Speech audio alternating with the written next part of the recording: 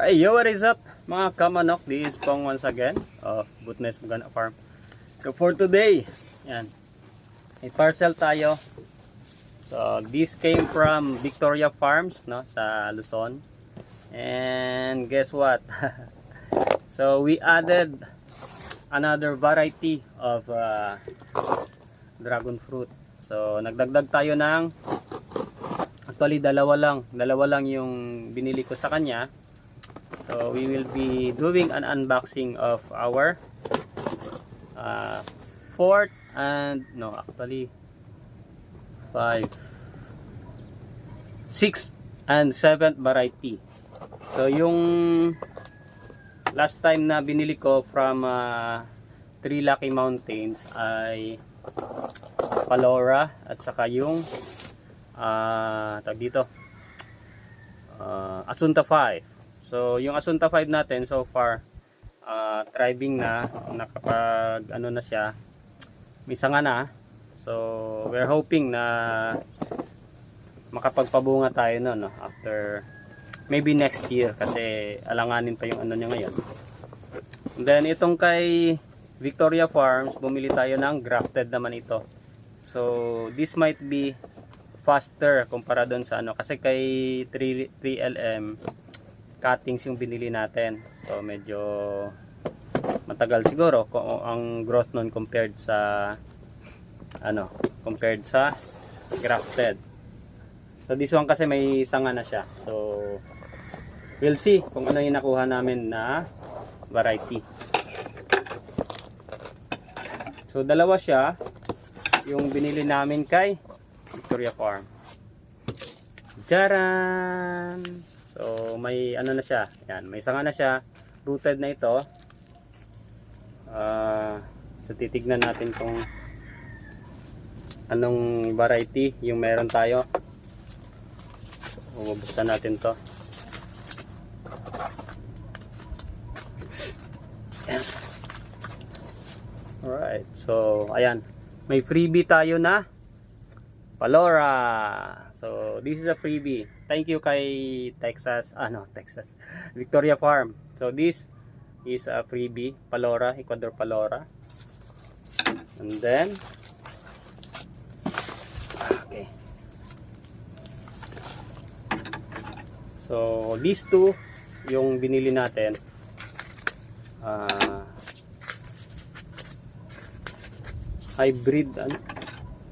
Hybrid no, this one is, yeah, I think hybrid din itong ano yung nabili natin. So we'll see. So ano, may mga sanga na siya, so grafted ito.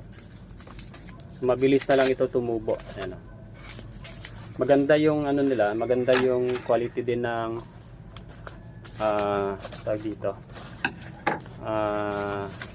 cuttings, so malalaki. Ayan. So this is Yellow Amazona. Ayan, may sanga na rin. Similar ito sa Palora, yung Yellow Amazona. So similar siya sa Palora. Ang sabi ni Victoria Farm, mas malaki yung fruit niya at mas mabilis siyang mahinog compared sa Palora. Palora kasi medyo matagal mahinog yung bunga. And then naku, nabali yung ano, yung sanga. Patay tayo dyan, sana tumubo pa.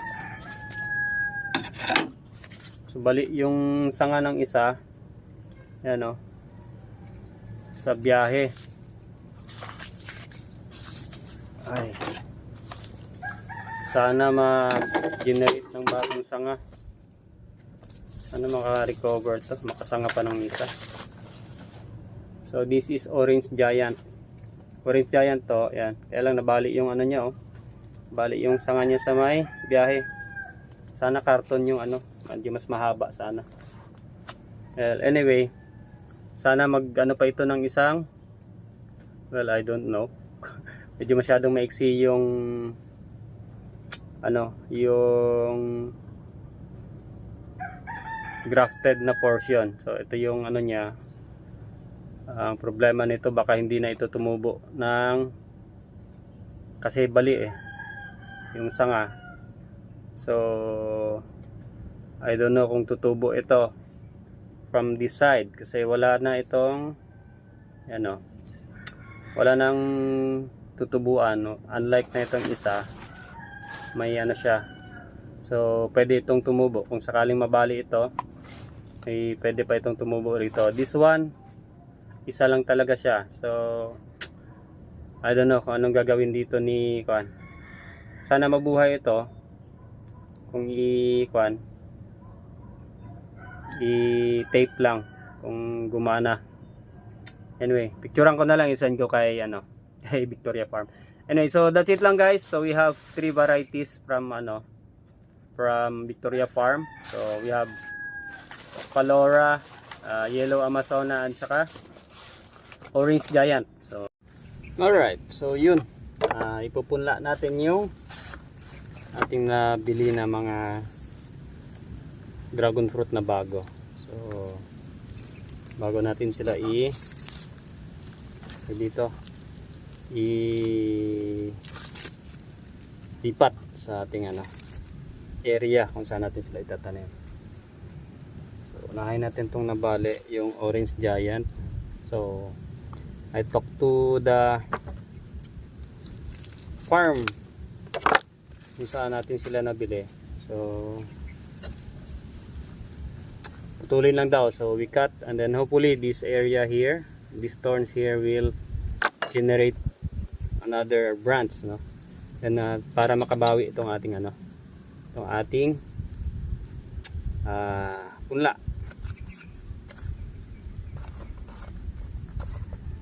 So yan. Then we put a support para hindi siya matumba. And hopefully next year may bagong variety tayo na matikpan, o di ba? Tanim lang tayo ng tanim. Alright. So isa pa, just to make sure lang na matibay, hindi siya matumba.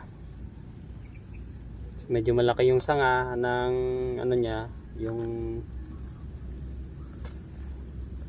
dito, nung term dito, yung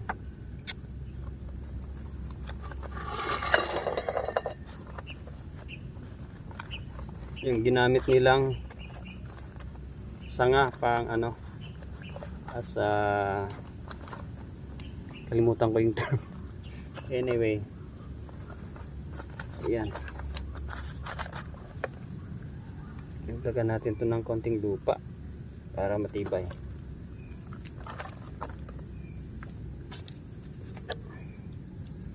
So pang natin na variety to, 1, 2, 3. So tatlong variety ito plus our 5 na well actually 7, kasi yung pa Consuelo ni farm ay isang variety din. So it is Ecuador Palora. So meron na tayo nun. Unfortunately very slow grower siya. Ang bagal, ang tagal niya mag roots, mag-generate ng roots. So mas better na mag-start ka nun sa grafted na one. So okay na yung ating Orange Giant. Hopefully makabawi ito. Okay, so ayan na yung ating mga bagong variety ng punla. So Orange Giant, Yellow Amazona, and Ecuador Palora. So pakita ko sa inyo kung gaano ka-slow yung Ecuador Palora mag-generate ng ugat. So as you can see, mayroon akong dalawang punla rito. Ito na bali. This is Townsend Pink. Ito naman ay ito yung nabili kong Ecuador Palora. So hanggang ngayon, pa rin siya. Hindi pa siya nag-root. Wala pa siyang ugat. So ganyan siya katagal. Last year pa ito. Siguro mga September ko pa yata pinunla yan. So ito yung kasabay ng aking Asunta 5. So thank you kay kay Victoria Farm, binigyan niya tayo ng extra. Alright, okay, on to the next. So isa pa. So So this one naman ay Yellow Amazona. So ito hawig sa Ecuador Palora. Yellow variety din ito. Same sweetness daw, almost the same. So we'll see, no. Mas malalaki daw yung bunga nito. May crack din to sa biyahe, oh. Pero okay lang yan.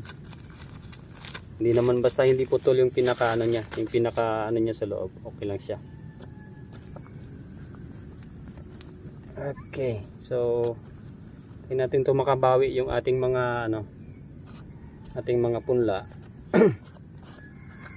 And pag nag okay na uli siya, then saka natin siya ilipat sa area kung saan natin sila itatanim.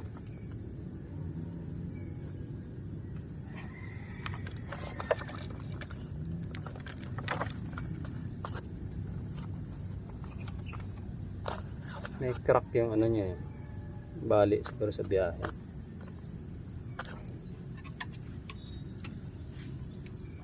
Mahirap pag malayo yung pinanggalingan. Sugal talaga. So poste yan, then tatalian natin.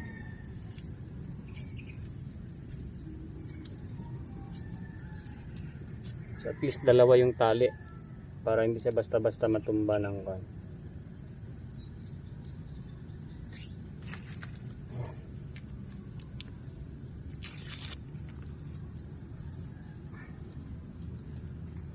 Para may suporta, matibay.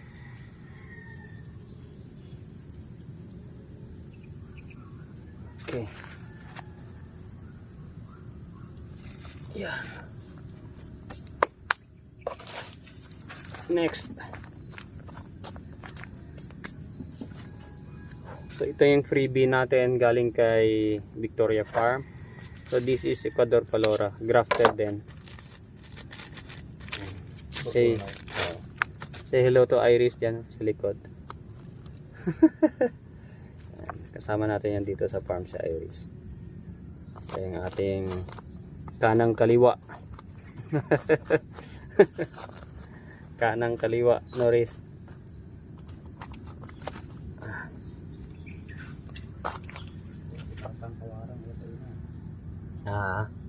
Tatang. Ito ng bakas piyak. Gagawin silo na lang yan.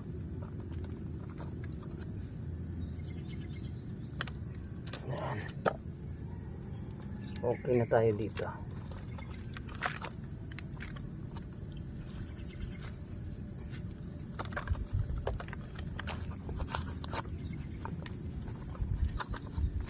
May latik dyan rin, so mahaw to. Saan mo latik dyan? Yan sa may left side sa silid ba?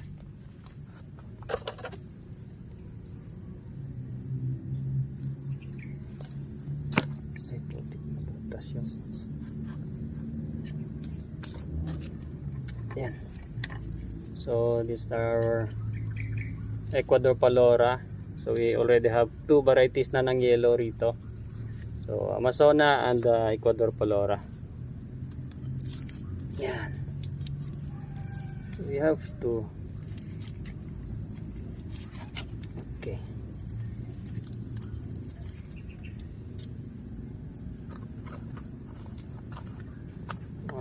One week, 1 to 2 weeks to para makabawi yung roots natin from biyahe. Alright.